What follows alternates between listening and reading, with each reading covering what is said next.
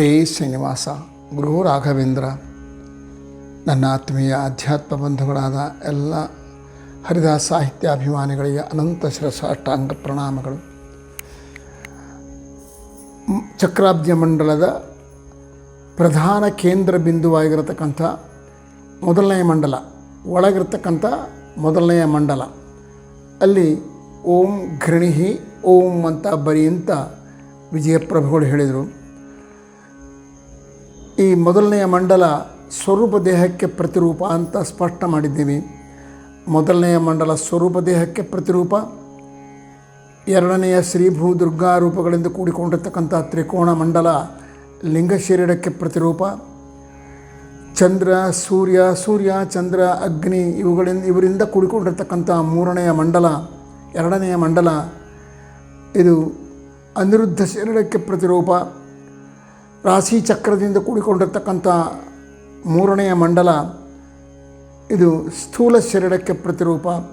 ಅದರ ಮೇಲಿರ್ತಕ್ಕಂಥ ವಿಷ್ಣು ಷಡಕ್ಷರ ಮಂತ್ರದಿಂದ ಕೂಡಿಕೊಂಡಿರ್ತಕ್ಕಂಥ ಮಂಡಲ, ನಾರಾಯಣ ಅಷ್ಟಾಕ್ಷರ ಮಂತ್ರದಿಂದ ಕೂಡಿಕೊಂಡಿರ್ತಕ್ಕಂಥ ಮಂಡಲ, ಅದರ ಮೇಲೆ ದ್ವಾದಶ ವಾಸುದೇವ ಓಂ ನಮೋ ಭಗವತೆ ವಾಸುದೇವಾಯ ಅಂತಕ್ಕಂಥ ದ್ವಾದಶಾಕ್ಷರಗಳಿಂದ ಕೂಡಿಕೊಂಡಿರ್ತಕ್ಕಂಥ ಮಂಡಲ, ಗಾಯತ್ರಿ ಮಂತ್ರದಿಂದ ಕೂಡಿಕೊಂಡಿರ್ತಕ್ಕಂಥ ಮಂಡಲ, ಅಜಾದಿ ಭಗವದ್ರೂಪಗಳಿಂದ ಕೂಡಿಕೊಂಡಿರ್ತಕ್ಕಂಥ ಮಂಡಲಗಳು ಈ ಸ್ವರೂಪ ಲಿಂಗ ಅನಿರುದ್ಧ ಸ್ಥೂಲ ಶರೀರಗಳ ಮೇಲಿರತಕ್ಕಂಥ ಆಭರಣಗಳು.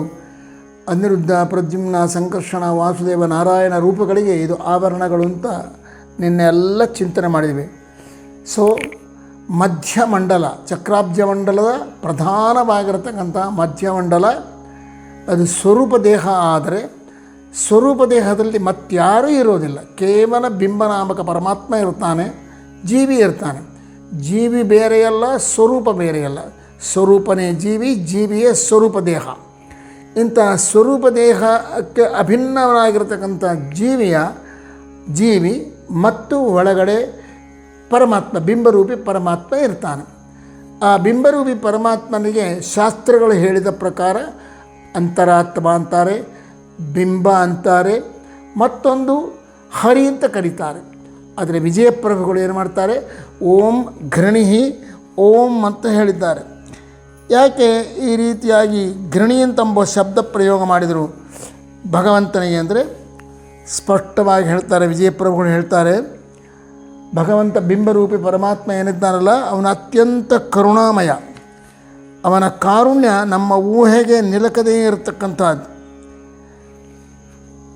ಆ ಘೃಣಿ ಎಂಬ ಶಬ್ದ ಭಗವಂತನ ಕಾರುಣ್ಯವನ್ನು ಎತ್ತಿ ಹೇಳ್ತದೆ ಎಂಬ ರೀತಿಯಲ್ಲಿ ಇದು ಎಷ್ಟು ಬರೀ ಕರೆಕ್ಟ್ ಅದು ಅಂದರೆ ಕೋಶಗಳೆಲ್ಲ ಕೂಡ ಅದೇ ಹೇಳ್ತಾ ಇದ್ದಾವೆ.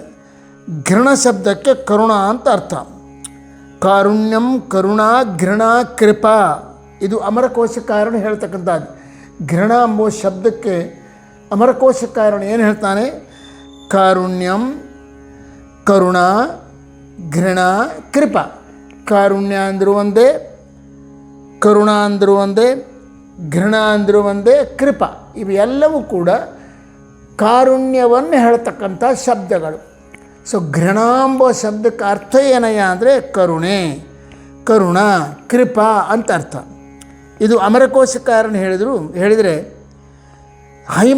ಹೇಮಕಾರ ಅಂತ ಒಬ್ಬ ಕೋಶಕಾರ ಹೈಮಕಾರ ಅವನೇನು ಹೇಳ್ತಾನಂದರೆ ಸ್ಪಷ್ಟವಾಗಿ ಘೃಣಾತು ಶಾ ಜಿಗುಪ್ಸಾಯಾಮ್ ಕರುಣಾಯಾಮ್. ಅವನು ಇನ್ನೊಂದು ಅರ್ಥ ಸ್ಪೆಷಲ್ಲಾಗಿ ಹೇಳ್ತಾನೆ. ಕರುಣೆ ಘೃಣ ಅಂತಂದರೆ ಜಿಗುಪ್ಸಾಯಾಮ್ ಶಾ ಜಿಗುಪ್ಸಾಯಾಮ್ ಜಿಗುಪ್ಸಾ ಕೃಪಯೋಹೋ, ಕೃಪೆಗೆ ಪರ್ಯಾಯ ಪದನೆ ಘೃಣ ಅಂತ ಅವನು ಹೇಳ್ತಾನೆ ಎಂಬ ಮಾತು. ಇದರ ಮೇಲೆ ಸ್ಪಷ್ಟವಾಗಿ ಬೇರೆ ಎಲ್ಲ ಕೋಶಕಾರರು ಕೂಡ ಭಗವಂತನ ಘೃಣಾಂಬ ಶಬ್ದಕ್ಕೆ ಕರುಣ ಅಂತ ಹೇಳ್ತಾರೆ. ಇಂಥ ಕರುಣೆ ಉಳ್ಳವನು ಯಾರೋ ಅವನು ಘೃಣಿ ಅನಿಸ್ಕೋತಾನೆ. ಸರಿ, ಇದರ ಮೇಲೆ ಇನ್ನೊಂದು ಇಂಥ ಘೃಣಿನಾಮಕ ಪರಮಾತ್ಮನೇ ಬಿಂಬ. ಬಿಂಬನಿಗೆ ಮತ್ತೊಂದು ಹೆಸರು, ವಿಜಯರಾಯರು ಇಟ್ಟಿರ್ತಕ್ಕಂಥ ಹೆಸರು ಯಾವುದಂದರೆ ಘೃಣಿ ಅಂಥೇಳಿ. ಶಾಸ್ತ್ರಗಳು ಇಟ್ಟಿರ್ತಕ್ಕಂಥ ಹೆಸರು ಹರಿ, ಅಂತರಾತ್ಮ, ಬಿಂಬ ಅಂಬೋದು. ಬಿಂಬ, ಅಂತರಾತ್ಮ, ಹರಿ ಎಂಬ ಶಬ್ದಗಳನ್ನು ಶಾಸ್ತ್ರಗಳು ಬಿಂಬನಿಗೆ ಇಟ್ಟರೆ ಮಹಿತಾತ್ಮರಾಗಿರ್ತಕ್ಕಂಥ ಅಪರೋಕ್ಷೀಕೃತ ಶ್ರೀಚರಾಗಿರ್ತಕ್ಕಂಥ ವಿಜಯದಾಸರು ಘೃಣಿ ಎಂಬ ಹೊಸ ಹೆಸರನ್ನು ಇಡ್ತಾರೆ. ಇದರ ಬಗ್ಗೆ ನಿನ್ನೆಲ್ಲ ಚರ್ಚೆ ಮಾಡೀವಿ. ಯಾಕೆ ಘೃಣಿ ಅಂತ ಹೆಸರಿಟ್ಟರು ಅಂತಂದರೆ ಭಗವಂತನ ಅನಂತ ರೂಪಗಳು ಎಲ್ಲವೂ ಕೂಡ ಅತ್ಯಂತ ಕರುಣಾಪೂರ್ಣವಾದವುಗಳಾದರೂ ಕೂಡ ನಮ್ಮ ಜೀವಿಯ ಜೀವನದಲ್ಲಿ ಆ ಎಲ್ಲ ರೂಪಗಳ ಕರುಣೆ ಪ್ರತಿ ಕ್ಷಣದಲ್ಲಿ ಅನುಭವಕ್ಕೆ ಬರೋದಿಲ್ಲ. ಸಂದರ್ಭ ಬಂದಾಗ ಮಾತ್ರ ಎಲ್ಲ ರೂಪಗಳ ಕಾರುಣ್ಯ ಅಭಿಮಾನಕ್ಕೆ ಅನುಭವಕ್ಕೆ ಬರ್ತಾರೆ. ಕಣ್ಣಲ್ಲಿ ವಿಶ್ವನಾಮಕ ಪರಮಾತ್ಮ ಇದ್ದಾನೆ. 19 ಮುಖಗಳಿಂದ ಕೂಡಿಕೊಂಡಿರ್ತಕ್ಕಂಥ 9 ಎಡಭಾಗದಲ್ಲಿ 9, ಬಲಭಾಗದಲ್ಲಿ 9 ಮುಖಗಳು, ಅವು ಮನುಷ್ಯ ಮುಖಗಳು. ಮಧ್ಯದಲ್ಲಿ ಗಜಮುಖ. ಇಂಥ 19 ಮುಖಗಳಿಂದ ಕೂಡಿಕೊಂಡಿರ್ತಕ್ಕಂಥ ವಿಶ್ವನಾಮಕ ಪರಮಾತ್ಮ ಕಣ್ಣಲ್ಲಿರ್ತಾನೆ. ಅವನು ಕರುಣಾಮಯ. ಎಷ್ಟು ಕರುಣಾಮಯ! ನೀನು ಅವನನ್ನು ಸ್ಮರಣೆ ಮಾಡು, ಸ್ಮರಣೆ ಮಾಡದೆ ಹೋಗು, ನಿನಗೆ ನೋಡಿಸ್ತಾನೆ, ಎಲ್ಲ ಪದಾರ್ಥಗಳನ್ನು ನೋಡಿಸ್ತಾನೆ. ಅದೇ ಪ್ರಕಾರ ತೈರಸನಾಮಕ ಪರಮಾತ್ಮ ಕಂಠದಲ್ಲಿರ್ತಾನೆ. ಈ ತೈರಸನಾಮಕ ಪರಮಾತ್ಮ ಕೂಡ 19 ಮುಖಗಳಿಂದ ಕೂಡಿಕೊಂಡಿರ್ತಾನೆ. ಇವನು ಸ್ವಪ್ನಾವಸ್ಥೆಯನ್ನು ಉಂಟು ಮಾಡ್ತಾನೆ. ಮಲಗಿಕೊಂಡು ಕೂಡಲೇ ಇದು ನೀನು ಅಪೇಕ್ಷೆ ಬಡು, ಅಯ್ಯೋ ಸ್ವಪ್ನ ಬರೋದು ಬೇಡಪ್ಪ ಅಂತ ನಾವು ಅಂದ್ಕೋತೀವಿ. ಆದರೆ ಸ್ವಪ್ನ ಬರ್ತಾನೆ, ಅವನು ತೋರಿಸ್ತಾನೆ. ಅವನ ಕಾರುಣ್ಯ ಅಂತ ಅದು ನಿನ್ನ ಸಂಸ್ಕಾರಕ್ಕೆ ಅನುಗುಣವಾಗಿ, ನಿನ್ನ ಅನುಭವಗಳಿಗೆ ಅನುಗುಣವಾಗಿ, ನಿನ್ನ ಭವಿಷ್ಯದ ಜೀವನ ಹೇಗಿರ್ತದೆ ಅಂತ ಸೂಚನೆ ಮಾಡಲಿಕ್ಕಾಗಿ ಸ್ವಪ್ನಗಳನ್ನು ತೋರಿಸ್ತಾನೆ ತೈರಸನಾಮಕ ಪರಮಾತ್ಮ. ಅವನು ನಾವು ಪ್ರಾರ್ಥನೆ ಮಾಡಬೇಕಾಗಿಲ್ಲ. ಪ್ರಾರ್ಥನೆ ಮಾಡಿದರೂ ಸಂತೋಷ, ಮಾಡದೇ ಇದ್ದರೂ ಕೂಡ ರಾತ್ರಿ ಆದ ಕೂಡಲೇ ಜೀವಿ ಮಲಿಕೊಂಡ ಅಂತ ಅಂದುಕೊಂಡೆ ಅದು ಪ್ರಾಣಿ ಆಗವಲ್ದ್ಯಾಕೆ, ಮನುಷ್ಯ ಆಗವಲ್ನ್ಯಾಕೆ, ಎಲ್ಲರಿಗೂ ಕೂಡ ಸ್ವಪ್ನಾವಸ್ಥೆಯನ್ನು ಉಂಟು ಮಾಡ್ತಾನೆ ತೈರಸನಾಮಕ ಪರಮಾತ್ಮ. ಅದೇ ಪ್ರಕಾರ ಹೃದಯದಲ್ಲಿ ಪ್ರಾಜ್ಞನಾಮಕ ಪರಮಾತ್ಮ ಇರ್ತಾನೆ. ಇವನೇನು ಮಾಡ್ತಾನೆ? ಇವನು ಅಷ್ಟೇ, ಪ್ರಾರ್ಥನೆ ಮಾಡು, ಪ್ರಾರ್ಥನೆ ಮಾಡದೆ ಹೋಗು, ನಿನಗೆ ಸುಷುಪ್ತಿಯನ್ನು, ಒಳ್ಳೆ ಸುಖ ನಿದ್ರೆಯನ್ನು ಕೊಡ್ತಾನೆ. ನೀನು ಪ್ರಾರ್ಥನೆ ಮಾಡಿಲ್ಲ ಅಂತಂದರೆ ಸುಖ ನಿದ್ರೆ ಕೊಡೋದಿಲ್ಲ. ಇಲ್ಲ, ನೀ ಮಾಡು, ಮಾಡದೆ ಹೋಗು, ನಿನಗೆ ಸುಖ ನಿದ್ರೆ. ಇವರು ಕರುಣಾಮೂರ್ತಿಗಳು. ನಮ್ಮ ಮೇಲೆ ದಯದಿಂದ, ಕಾರುಣ್ಯದಿಂದ ನಮಗೆ ಸ್ವಪ್ನಾವಸ್ಥೆಯನ್ನು ಮತ್ತು ಸುಷುಪ್ತಿ ಅವಸ್ಥೆಯನ್ನು, ಜಾಗ್ರದ ಅವಸ್ಥೆಯನ್ನು ಉಂಟು ಮಾಡ್ತಾರೆ. ಆದರೆ ಇದು ಎಲ್ಲ ಕಾಲದಲ್ಲಿ, ಎಲ್ಲ ಕ್ಷಣದಲ್ಲಿ ನಮ್ಮ ಅನುಭವಕ್ಕೆ ಬರೋದಿಲ್ಲ. ನಾವು ಸ್ಮರಣೆ ಪ್ರಾಜ್ಞ, ವಿಶ್ವ, ತೈರಸ, ಪ್ರಾಜ್ಞರನ್ನು ಸ್ಮರಣೆ ಮಾಡಿದರೆ ಮಾತ್ರ ಆ ಕರುಣೆಯ ಅನುಭವ ನಾವು ಬರ್ತಾವೆ. ಭಗವಂತ ವಿಶ್ವನಾಮಕ ಪರಮಾತ್ಮ ನನಗೆ ಎಚ್ಚರಿಕೆ ಕೊಟ್ಟು ಎಲ್ಲ ಪದಾರ್ಥಗಳನ್ನು ನೋಡಿಸಿದ ಅಂತ ಅಂದುಕೊಂಡ್ರೆ ನಮ್ಗೆ ಅನುಭವಕ್ಕೆ ಬರ್ತಾರೆ. ಓ ತೈರಸನಾಮಕ ಪರಮಾತ್ಮ ನಮ್ಗೆ ಒಳ್ಳೆಯ ಸ್ವಪ್ನವನ್ನು ತೋರಿಸಿದ, ನನಗೆ ಅನಂತ ಪ್ರಣಾಮಗಳು ಅಂದಾಗ ಅವನ ಕಾರುಣ್ಯದ ಅನುಭವ ಬರ್ತದೆ. ಪ್ರಾಜ್ಞನಾಮಕ ಪರಮಾತ್ಮ ನೀನು ನನಗೆ ಒಳ್ಳೆ ನಿದ್ದೆ ಕೊಟ್ಟೆಪ್ಪ, ಯಾವ ತರಹ ಎಚ್ಚರಿಕೆ ಇಲ್ಲದ್ರೆ ಎಲ್ಲ ಬಳಲಿಕೆ, ಎಲ್ಲ ಆಯಾಸ ತೀರುವಂತೆ ಒಳ್ಳೆ ಸುಖನಿದ್ರೆಯನ್ನು ಕೊಟ್ಟು ಅಂತ ಅಂದುಕೊಂಡಾಗ ಆ ಪ್ರಾಜ್ಞನಾಮಕ ಪರಮಾತ್ಮನ ಕಾರುಣ್ಯದ ಅನುಭವ ಬರ್ತದೆ. ಇನ್ನೂ ಒಂದು ಇದರಲ್ಲಿ ಕಣ್ಣು ಹೋಯಿತು ಅಂತ ಅಂದ್ಕೊಳ್ರಿ, ಆಗ ಎಚ್ಚರಿಕೆ ಇರ್ತದೆ, ಆದರೆ ಯಾವ ಪದಾರ್ಥಗಳು ನಿಮಗೆ ಕಾಣಿಸೋದಿಲ್ಲ. ಅದರಂತೆ ದೇಹನೇ ಬಿಟ್ಟಿವೆ, ಮರಣ ಬಂತು ಅಂತ ಅಂದ್ಕೊಳ್ಳೆ, ಕಣ್ಣಲ್ಲಿರುವ ವಿಶ್ವನಾಮಕ ಪರಮಾತ್ಮ, ಕಂಠದಲ್ಲಿರುವ ತೈರಸನಾಮಕ ಪರಮಾತ್ಮ, ಹೃದಯದಲ್ಲಿರತಕ್ಕಂಥ ಪ್ರಾಜ್ಞನಾಮಕ ಪರಮಾತ್ಮ ಅದೃಶ್ಯರಾಗಿ ಬಿಡ್ತಾರೆ. ಆಗ ಅವರ ಕಾರುಣ್ಯದ ಅನುಭವ ನಿಮಗೆ ಬರೋದಿಲ್ಲ.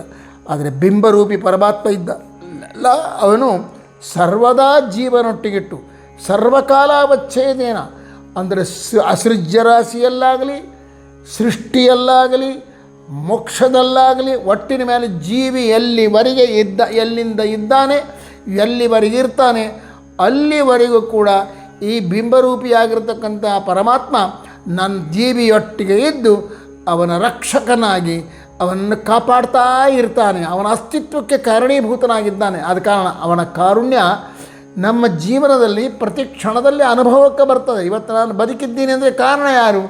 ಬಿಂಬರೂಪಿಯಾಗಿರ್ತಕ್ಕಂಥ ಪರಮಾತ್ಮ, ಅವನ ಕಾರುಣ್ಯ. ಆದ ಕಾರಣ ವಿಜಯಪ್ರಭುಗಳು ಏನಂದರು, ಭಗವಂತ ಬಿಂಬರೂಪಿಯಾದ ಪರಮಾತ್ಮನಿಗೆ ನಿಜವಾಗಿ ಘೃಣಿ ಅಂತ ಕರೆಯೋಣ ಅಂಥೇಳಿ. ಘೃಣಿ ಆದರೆ ಸ್ವಂತ ಕರೆದರ ಇವರು ತಮ್ಮ ಆಲೋಚನೆಯಿಂದ ಹಾಕಿದ್ದಾರೆ. ಇದು ಶಾಸ್ತ್ರಗಳಲ್ಲಿ ಹೇಳಿಲ್ಲಲ್ಲ. ಬನ್ನಂಜಿಯವರ ಮಾತು ವಿಜ್ಞಾಪ ಮಾಡಿಕೊಟ್ಟಿದ್ದೀನಿ. ನಮಗೆ ಕಾಣದೇ ಇರತಕ್ಕಂಥ, ನಮಗೆ ತಿಳಿಯದೇ ಇರತಕ್ಕಂಥ ವೇದ ಭಾಗಗಳು ಎಷ್ಟೋ ಅವೆ. ಅದರಲ್ಲಿ ಎಲ್ಲಿ ಹೇಳಿದ್ದಾರೋ ನಮಗೂ ಗೊತ್ತಿಲ್ಲ. ಬಿಂಬರೂಪನಿಗೆ ಘೃಣಿ ಎಂಬ ಹೆಸರನ್ನು ಯಾವ ವೇದದ ಭಾಗದಲ್ಲಿ ಹೇಳಿದ್ದಾರೋ ಅದು ವಿಜಯಪ್ರಭುಗಳಿಗೆ ದೃಗ್ಗೋಚರವಾಯಿತು. ಅದರಂತೆ ಆಚಾರ್ಯ ಮಧ್ವರೇ ಮೊದಲಾಗಿರ್ತಕ್ಕಂಥ ಜ್ಞಾನಿವರೇಣ್ಯರು ತಮ್ಮ ಗ್ರಂಥಗಳಲ್ಲಿ ಎಲ್ಲಿ ಗುಪ್ತವಾಗಿ ಈ ಚಿಂತನೆಯನ್ನು ಕೊಟ್ಟಿದ್ದಾರೋ ನಮಗೆ ಗೊತ್ತಿಲ್ಲ. ಯಾಕಂದ್ರೆ ನಹಿ ಸರ್ವಃ ಸರ್ವಂ ಜಾನಾತಿ, ಎಲ್ಲರಿಗೂ ಎಲ್ಲವೂ ತಿಳಿಯೋದಿಲ್ಲ. ಆಚಾರ್ಯರು ಸರ್ವಜ್ಞ ಶಿಖಾಮಣಿಗಳು, ಎಲ್ಲವೂ ಅವ್ರಿಗೆ ತಿಳಿದಿರ್ತಾರೆ. ಆದರೆ ಕೆಲವು ಕಡೆ ಅವರು ಗುಪ್ತವಾಗಿಟ್ಟಿರ್ತಾರೆ. ಆ ಗುಪ್ತವಾಗಿಟ್ಟಿದ್ದನ್ನು ವಿಜಯಪ್ರಭುಗಳಿಗೆ ತಿಳಿಸಿಕೊಟ್ಟರು. ವಿಜಯಪ್ರಭುಗಳು ಬಿಂಬರೂಪಿಯಾದ ಪರಮಾತ್ಮನಿಗೆ ಘೃಣಿ ಅಂತ ಹೆಸರಿಟ್ಟರು. ಸೊ ಇಂಥ ಘೃಣಿ ನಾಮಕ ಪರಮಾತ್ಮನನ್ನು ಓಂ ಘೃಣಿ ಓಂ ಅಂಥೇಳಿ ಚಕ್ರಾಬ್ಜ ಮಂಡಲದ ಕೇಂದ್ರ ಬಿಂದುವಾದ ಮಧ್ಯ ಮಂಡಲದಲ್ಲಿ ಸ್ಮರಣೆ ಮಾಡಬೇಕು. ಯಾಕೆ? ಅದು ಸ್ವರೂಪ ದೇಹ. ಸ್ವರೂಪ ದೇಹಕ್ಕೆ ಅಂದರೆ ನಿನ್ನ ಸ್ವರೂಪ, ನಿನ್ನ ಆತ್ಮ, ಸೋಲ್ ಏನದಲ್ಲ ಅದರೊಳಗೆ ಬಿಂಬ ಇದ್ದಾನೆ. ಅವನು ಎಂಥವನಯ್ಯ ಅಂದರೆ ಘೃಣಿ ಅಂತ ಕಳಿಸ್ಕೋತಾನೆ. ಯಾಕೆ? ಕರುಣಾಮಯನಾದ ಕಾರಣ. ಇದನ್ನು ಚಿಂತನೆ ಮಾಡುವಂತಂದರು. ಇಲ್ಲಿ ಈ ಸಂದರ್ಭದಲ್ಲಿ ಇನ್ನೊಂದು ಚಿಂತನೆ ಮಾಡೋಣ ನಾವು.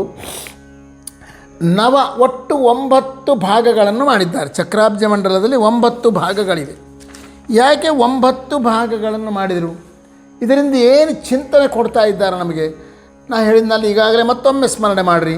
ಮಧ್ಯದಲ್ಲಿರುವುದು ಘೃಣಿಯಿಂದ ಕೂಡಿಕೊಂಡಿರತಕ್ಕಂಥದ್ದು ಸ್ಥೂಲ ಶರೀರಕ್ಕೆ ಪ್ರತಿರೂಪ. ಅದರ ಮೇಲೆ ಇರತಕ್ಕಂಥದ್ದು ಅನಿರುದ್ಧ ಶರೀರ, ಲಿಂಗ ಶರೀರ. ಅದರ ಮೇಲೆ ಇರುವುದು ಅನಿರುದ್ಧ ಶರೀರ, ಅದರ ಮೇಲೆ ಇರುವುದು ಸ್ಥೂಲ ಶರೀರ. ಮತ್ತು 5 ಪಂಚ ಆವರಣಗಳು: ಅನಿರುದ್ಧ, ಪ್ರದ್ಯುಮ್ನ, ಸಂಕರ್ಷಣ, ವಾಸುದೇವ, ನಾರಾಯಣ ಅಂತ ಭಗವದ್ರೂಪಗಳಿಗೆ ಆ ಭಗವದ್ರೂಪಾತ್ಮಕವಾಗಿರ್ತಕ್ಕಂಥ ಆವರಣಗಳು ನಮ್ಮ ದೇಹದ ಮೇಲೆ ಇರ್ತವೆ. ಇದಕ್ಕೆ ಸೂಚಕವಾಗಿ 9 ಆವರಣಗಳನ್ನು ಕೊಟ್ಟಿದ್ದಾರೆ. ಈ 9 ಎಂಬುದರ ಹಿನ್ನೆಲೆಯಲ್ಲಿ ಅದ್ಭುತವಾದ ಚಿಂತನೆ ಅದು. ಚಕ್ರಾಬ್ಜ ಮಂಡಲದ ಮಧ್ಯದಲ್ಲಿರ್ತಾನಲ್ಲ ಘೃಣಿ, ಅವನೆಂಥವನು ಗೊತ್ತಾ? 9 ಎಂಬ ಶಬ್ದಕ್ಕೆ ಸಂಸ್ಕೃತದಲ್ಲಿ ನವ ಅಂತ ಕರೀತಾರೆ. ಏಕಂ, ದ್ವೇ, ತ್ರೀಣಿ, ಚತ್ವಾರಿ, ಪಂಚ, ಷಟ್ ಅಂತ ಕರೆಯುವಂತೆ 9. ನಾವು ಕನ್ನಡದಲ್ಲಿ 9 ಅಂತ ಕರಿತೀವಿ.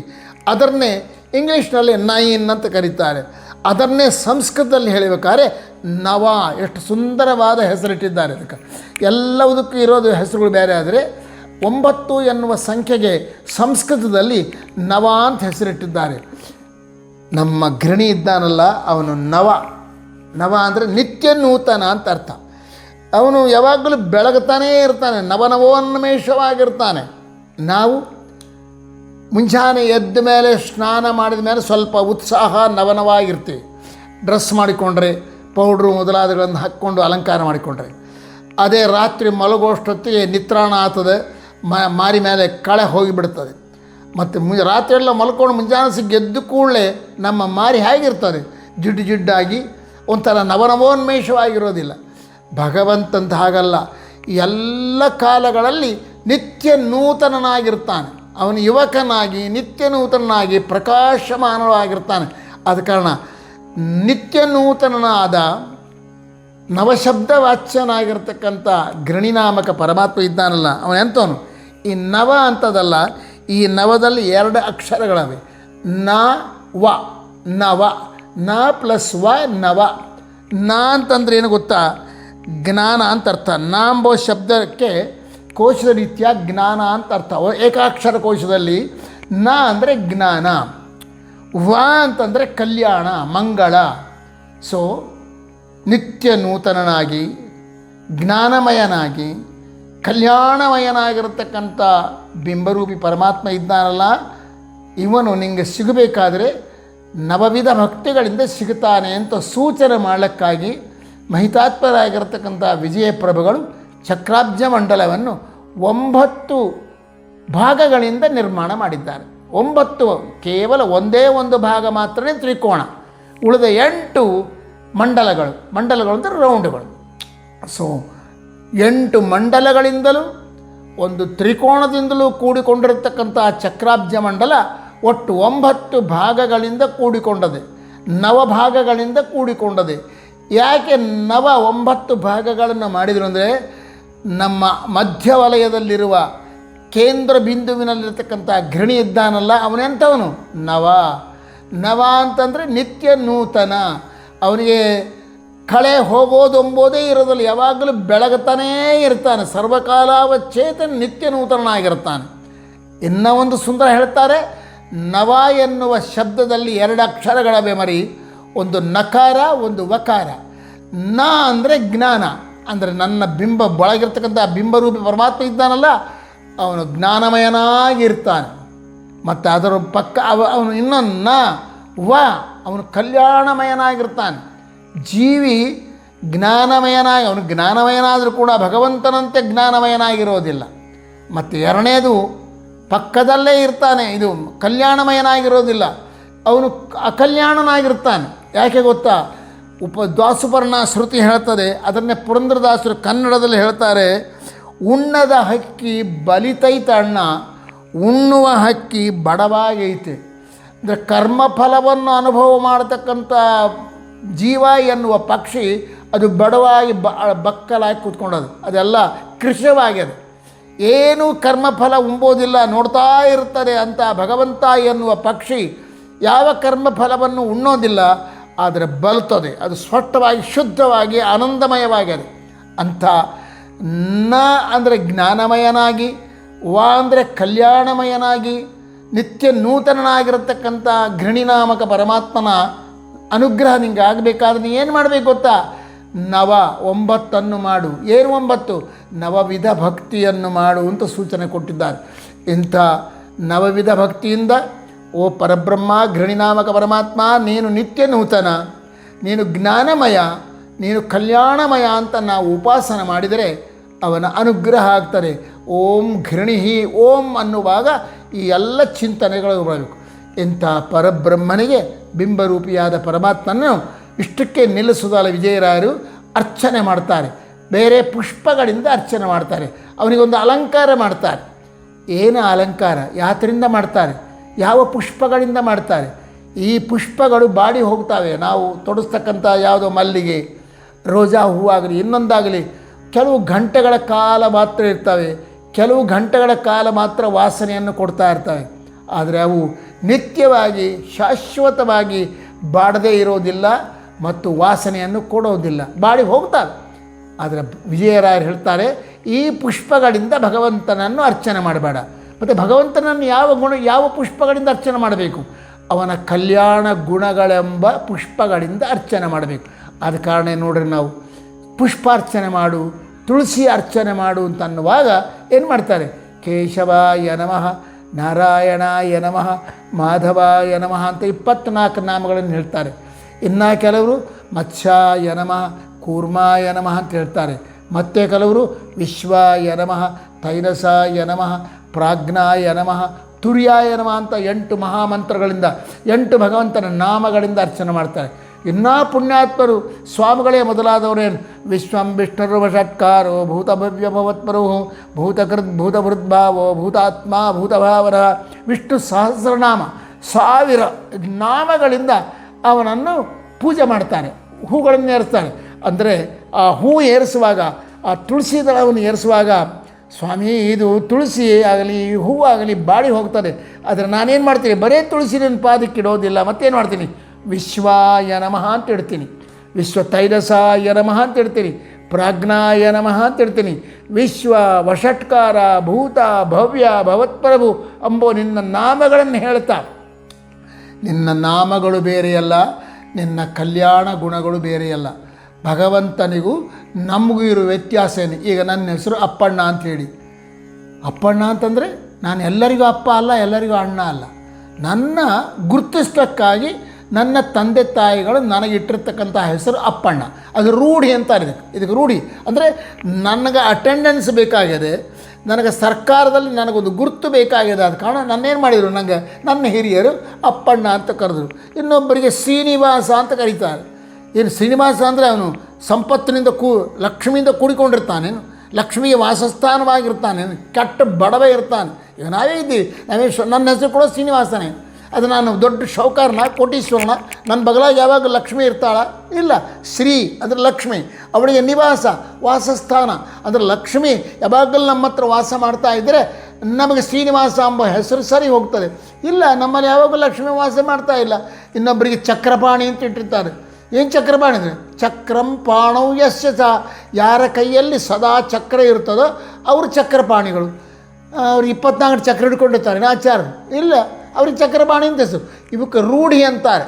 ಅದರ ನಿಜವಾಗಿ ಸಾರ್ಥಕ ನಾಮಗಳಲ್ಲ, ಆದರೆ ಭಗವಂತನ ಹೆಸರುಗಳಲ್ಲ, ಅವು ಎಲ್ಲ ಸಾರ್ಥಕವಾದ ಹೆಸರುಗಳು. ವಿಶ್ವವನ್ನು ವ್ಯಾಪಿಸಿ ಇರ್ತಾರೆ, ಅದು ಕಾಣ ವಿಶ್ವ. ವಿಷ್ಣು ಅವನು ವ್ಯಾಪ್ತನಾಗಿರ್ತಾನೆ, ವ್ಯಾಪ್ತನಾಗಿರ್ತಾನೆ. ಕೇಶವ, ಕ ಅಂದರೆ ಬ್ರಹ್ಮ, ಈಶ ಅಂದರೆ ರುದ್ರ, ಇವರನ್ನು ನಿಯಮನ ಮಾಡ್ತಾ ಇರ್ತಾನೆ, ಆದ ಕಾರಣ ಅವನಿಗೆ ಕೇಶವ. ಅವನ ಹೆಸರುಗಳೆಲ್ಲ ಸಾರ್ಥಕ, ಆದ ಕಾರಣ ಯೋಗಾರ್ಥವುಳ್ಳವುಗಳು ಅಂತ ಅರ್ಥ. ಸೊ ಇಂಥ ಘೃಣಿ ಎಂಬ ಭಗವಂತಿದ್ದಾನಲ್ಲ, ಈ ಭಗವಂತನಿಗೆ ಅಲಂಕಾರ ಮಾಡಬೇಕು ಅಂದ್ಕೊಂಡ್ರು ವಿಜಯರಾಯ. ಯಾವ ಗುಣಗಳಿಂದ ಅಲಂಕಾರ ಮಾಡಲಿ ಅಂತ ಆಲೋಚನೆ ಮಾಡಿ 2 ಗುಣಗಳನ್ನು ಹೇಳ್ತಾರೆ. ಓಂ ಅಂ ಅಹಹ, ಈ 2 ಪುಷ್ಪವಾಗಿ ಏರಿಸ್ತಾರೆ. ಹೇಗೆ ನಾವು ವಿಶ್ವಾಯ ನಮಃ ಅಂತೀವೋ, ಕೇಶವಾಯ ನಮಃ ಅಂತೀವೋ, ಹಾಗೆ ವಿಜಯಪ್ರಭುಗಳು ತಾವು ಏನು ಘೃಣಿ ಎಂಬುದನ್ನು ಬಿಂಬ ಅಂತ ಚಿಂತನೆ ಮಾಡಿದ್ರಲ್ಲ, ಚಿಂತನೆ ಕೊಟ್ಟರಲ್ಲ, ಆ ಘೃಣಿ ನಾಮಕ ಪರಮಾತ್ಮನನ್ನು ನೀನು ಪೂಜೆ ಮಾಡು. ಯಾವ ಪುಷ್ಪಗಳಿಂದ ಪೂಜೆ ಮಾಡು ಅಂದರೆ ಲೌಕಿಕವಾದ ಹೂವು ಅಂದರೆ ಕಮಲ ಅಥವಾ ಗುಲಾಬಿ ಇತ್ಯಾದಿಗಳಿಂದ ಬೇಡ, ಅವನ ಹೆಸರುಗಳಿಂದಲೇ ಅವನಿಗೆ ಪೂಜೆ ಮಾಡು. ಅದು ನಿಜವಾದ ಗುಣವನ್ನೇ ಹೇಳ್ತಕ್ಕಂಥವು.